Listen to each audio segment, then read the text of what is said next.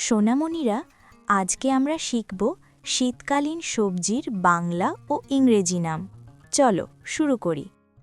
এটা হলো ফুলকপি। ফুলকপিকে ইংরেজিতে বলে কলিফ্লাওয়ার। কলিফ্লাওয়ার মানে ফুলকপি। এটা হলো বাঁধাকপি।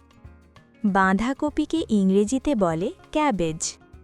ক্যাবেজ মানে বাঁধাকপি। এটা হলো গাজর। গাজরকে ইংরেজিতে বলে ক্যারেট। ক্যারেট মানে গাজর। এটা হলো মূলো। মূলোর ইংরেজি নাম র্যাডিশ। র্যাডিশ মানে মূলো। এটা হলো বিট। বিটকে ইংরেজিতে বলে বিটরুট। বিটরুট মানে বিট। এটা হলো শালগম। শালগমকে ইংরেজিতে বলে টার্নিপ। টার্নিপ মানে শালগম। এটা হলো পালং শাক। পালং শাককে ইংরেজিতে বলে স্পিনাচ।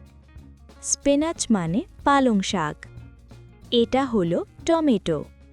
টমেটোকে ইংরেজিতে বলে টমেটো। টমেটো মানে টমেটো।